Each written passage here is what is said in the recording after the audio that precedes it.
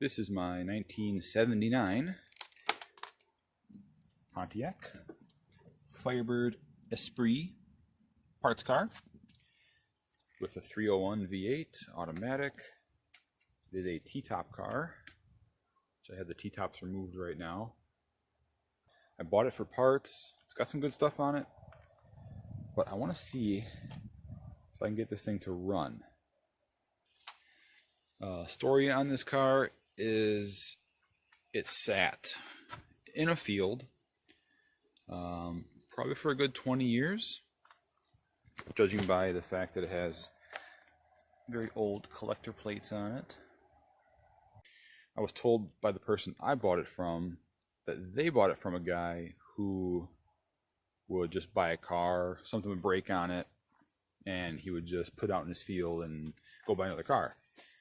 Judging by the fact that all the AC equipment is missing, I think maybe it had an AC issue. I mean, who knows? But I was told the engine does turn over. The starter was cashed, so I got a new one of those. Remanufactured, of course, because I'm doing this on the cheap.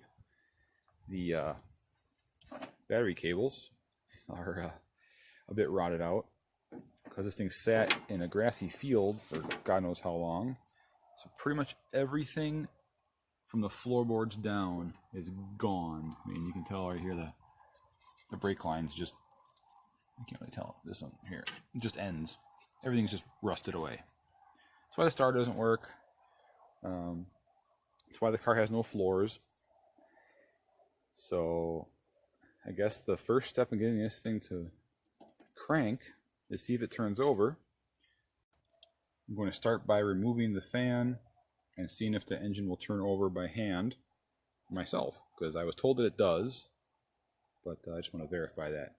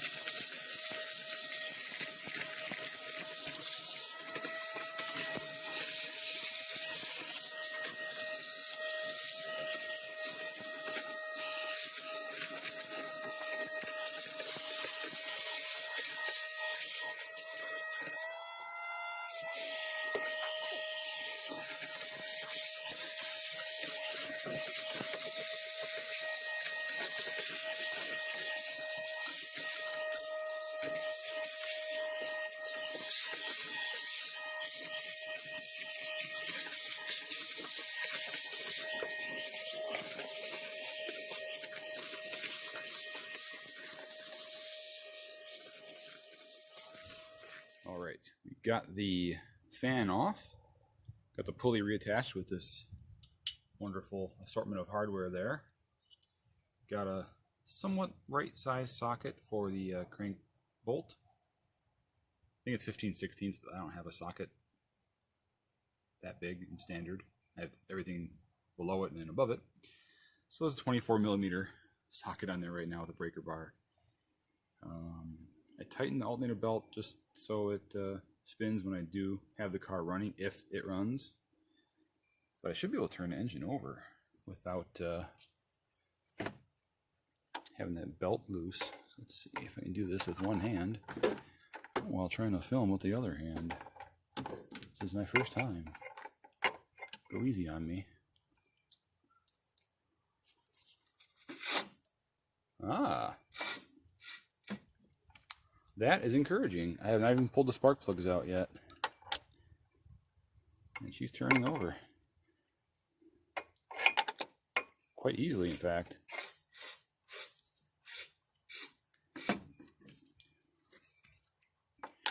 I'm going to call that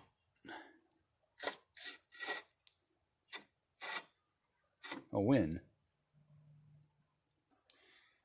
The engine does turn over, which is good. It turns over easily.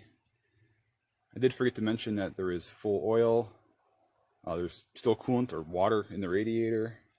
Power steering fluid even looks good. Transmission fluid's good. No, we're not really worried about the transmission all that much. So yeah, on to the next step of getting this thing to crank over. Alright, the spark plug plan worked out pretty well. All the plugs are in good shape. I did accidentally break one of them off while going back in. You can see it down there. I'll have to get another plug, but the rest of them were real clean. Gap was good. There was even some anti-seize on the threads. I don't know if the person I bought the car from did that or the previous owner when they put it away in the field. But I'm curious about the cap and rotor, so let's take a look.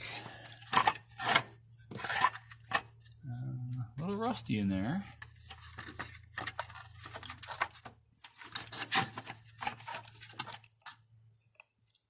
But from what I can see, rotor looks good. Contacts under the cap look good.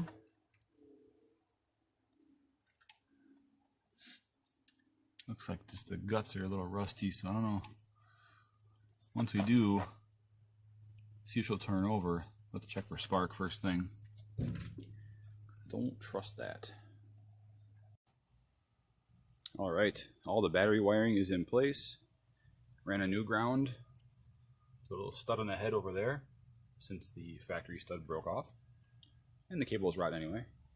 And new positive cable tied into that one there. Goes all the way down to the new starter. And also the wire for the starter signal goes down there as well. See if we can get down there and take a look. That's the new starter itself. All this rust down here. There it is. You can kind of see it. It's down there. Nice shiny new part. An old rusty piece of crap. Hopefully it works. About to find out.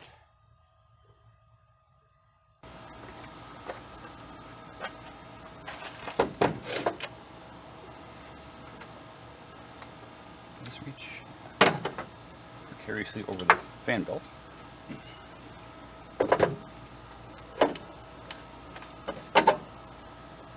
Still won't reach. Just a bit outside. So let's go here. Shake the crap out of the car. Right. This is just a theory test. Going to see what all works. If this battery's even good. Nope.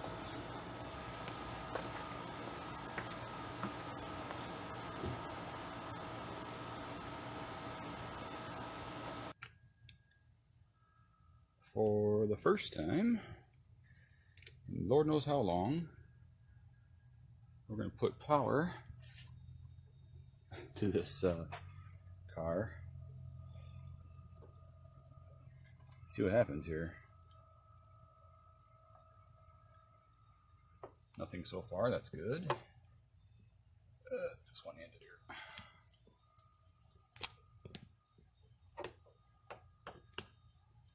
Just flopping my camera around.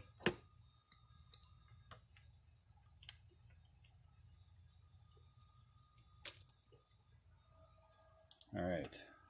So that's a battery connected. Now let's see if we do turn the key on. What happens? We don't have a dome light. That's kind of good. Just turn the key on.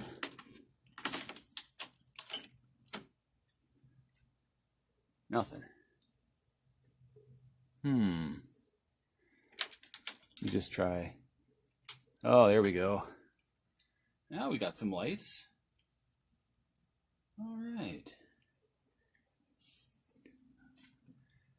Okay, here comes a true test. Let's see if the starter engages. I don't have any plug wires on, so yes, we got starter engagement. Yes, we got starter engagement. Okay. Does the horn work? Who knows? I don't want to play with anything else right now. I want to go see if I can get the spark plug wires run. And I gotta finish the fuel system. At least we know now that we have power. Alright, let's fix some fuel lines.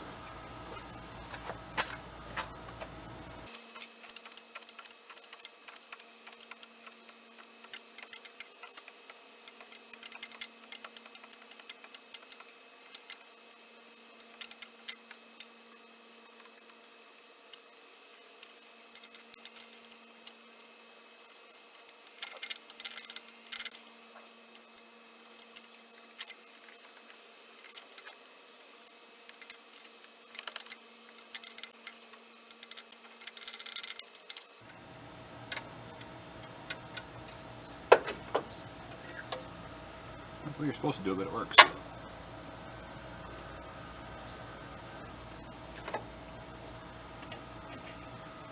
Oh, this stupid emissions crap is all in the way.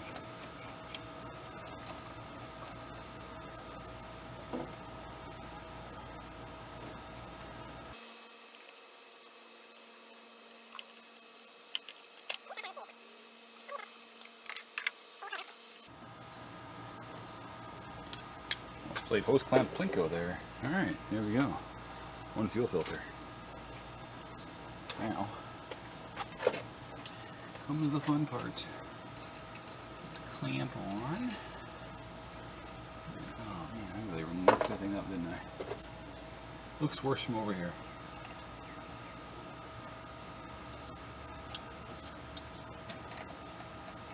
I do a better job cutting it off. I would have.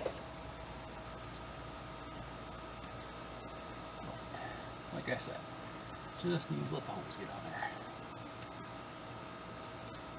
Until we give up and cut it again.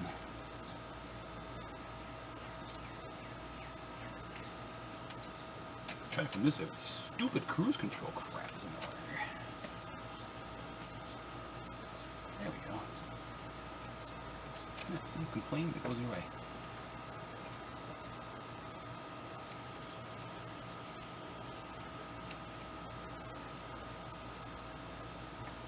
That might be a problem though.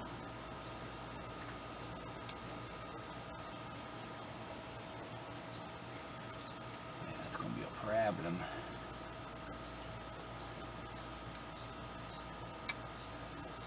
That's not very flexible. It can be.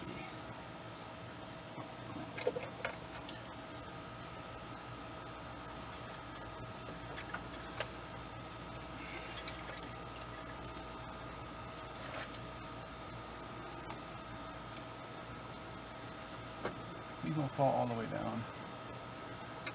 Clampy. Yeah, that's not gonna work. So we got too much fuel filter. Alright, so we go with plan B, which was cut the fuel line off closer to the pump and just run a rubber hose up to the filter anyway. I got enough rubber hose, I think, to do that and run a line to the tank.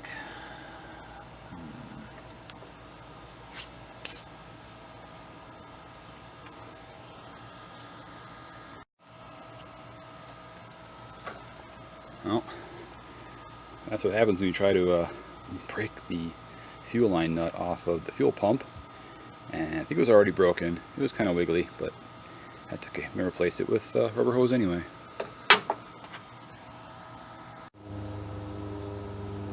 Alright, cut more fuel line, hopefully. last piece. Okay. Now, shoot enough slack.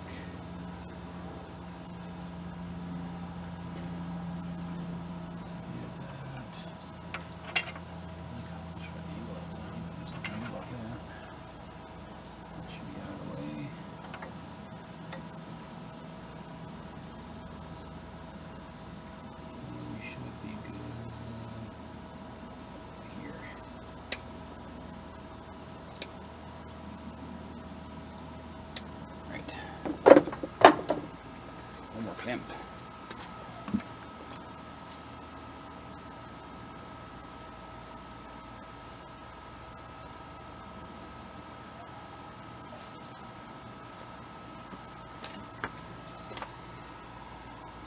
Bones, bones, bones. Alright.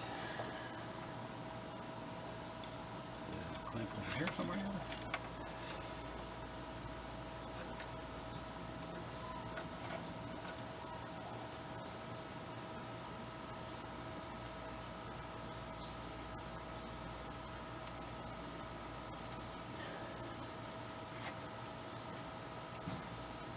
That should be good enough. Look at that. Beautiful.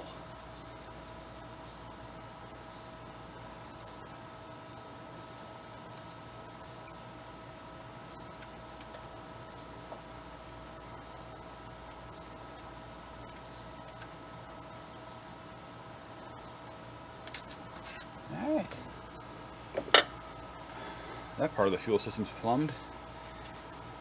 I just gotta pull the lines off the other end of the pump so they can go to a gas can with the rest of this.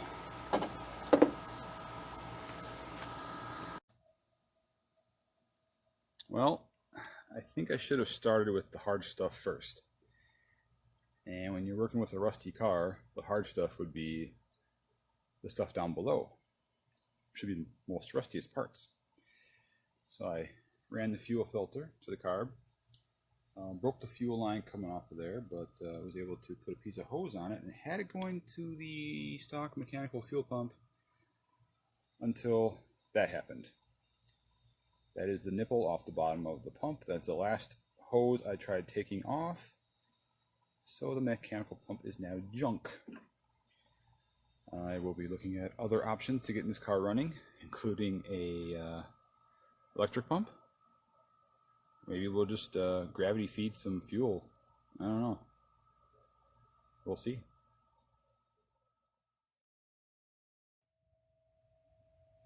Here is how everything is hooked up now. Now that I know my mechanical pump is junk, I lengthened that hose a little bit to keep this from being too much of a problem. Now running some stock line to some hose to a electric fuel pump with a filter down to a gas can with enough gas in it. So all that's left to do is connect the ground for the battery, which runs all the way back here to this handy little switch so I can control the fuel pump. So I'm going to connect that, prime the carb so we can fill the bowls, and then see if we can crank her over.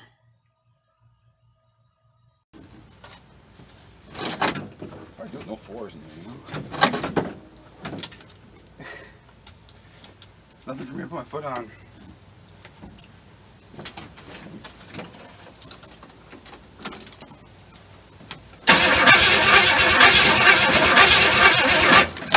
Yeah, see?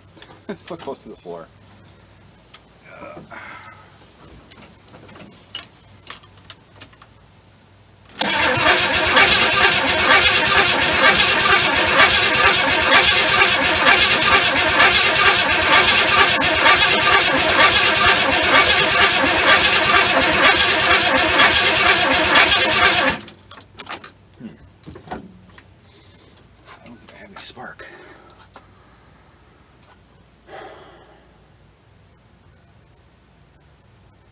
guess we'll check for that next. All right, all hooked up again. This time we have a power wire going directly to the distributor, because I think the ignition switch was bad. Because I just pumped some gas and hit the key, and I got some spark. All right, spark test.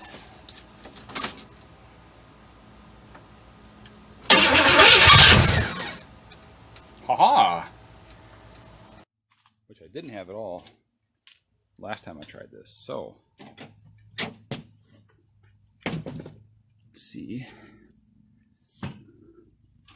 Get my foot in here, pump the gas. See what happens here.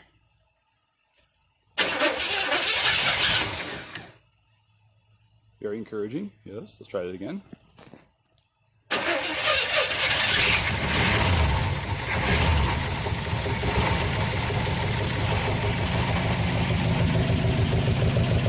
Woo.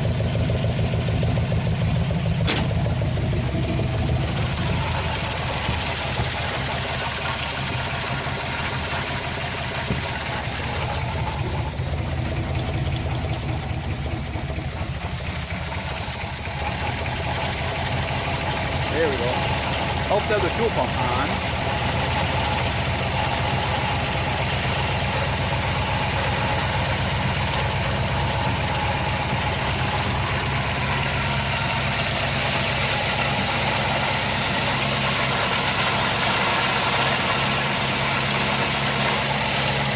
First start in God knows how long.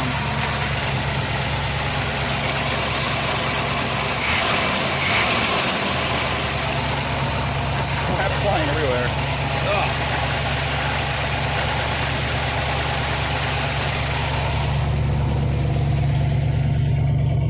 Sounds pretty good with no floors in it.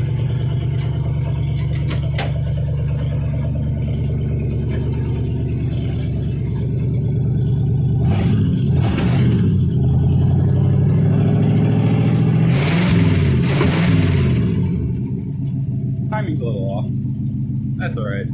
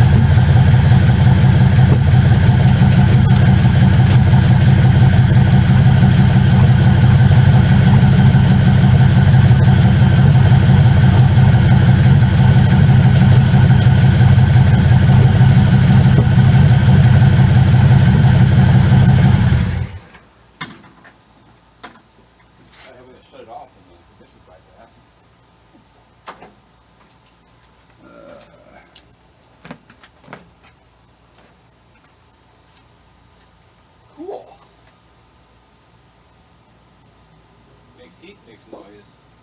Smells a lot. Perfect.